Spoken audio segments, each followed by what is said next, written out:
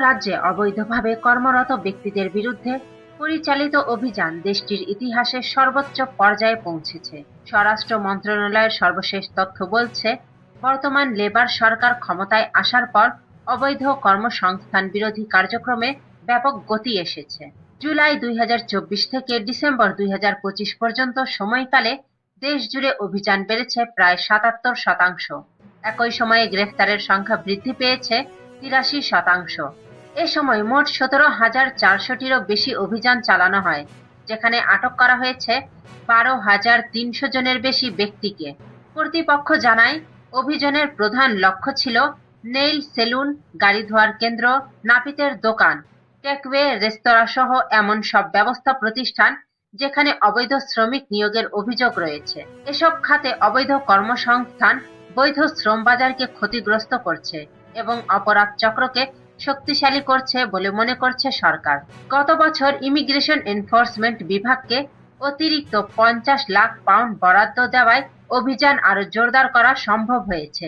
সরকারের মতে, এই উদ্যোগ অবৈধ অভিবাসন কমানো এবং মানব পাচার চক্র দুর্বল করতে গুরুত্বপূর্ণ ভূমিকা রাখবে। স্বরাষ্ট্রমন্ত্রী শাবানা মাহমুদ বলেন, আমাদের সমাজে অবৈধভাবে কাজ করার কোনো জায়গা নেই। কঠোর আইন প্রয়োগের মাধ্যমে আমরা নিশ্চিত করতে চাই যেন অবৈধভাবে অবস্থানকারীরা যুক্তরাজ্যে কাজের সুযোগ না পায়। পরিসংখ্যান অনুযায়ী 2025 সালে লন্ডনে সবচেয়ে বেশি অভিযান ও গ্রেফতার হয়েছে। শুধু রাজধানীতেই 2,000-এর বেশি মানুষ আটক করা হয়েছে, যা আগের বছরের তুলনায় প্রায় 47% বেশি। ওয়েস্ট মিডল্যান্ডস ও সাউথ ওয়েস্ট অঞ্চলগুলোতেও গ্রেফতারের হার উল্লেখযোগ্যভাবে বৃদ্ধি পেয়েছে।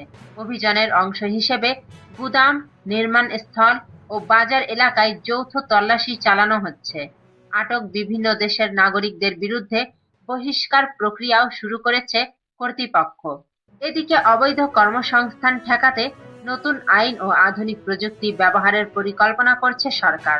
কর্মস্থলে পরিচয় যাচাই আরো কঠোর করা হচ্ছে এবং ভবিষ্যতে ডিজিটাল আইডি ব্যবস্থা বাধ্যতামূলক করার চিন্তাও রয়েছে।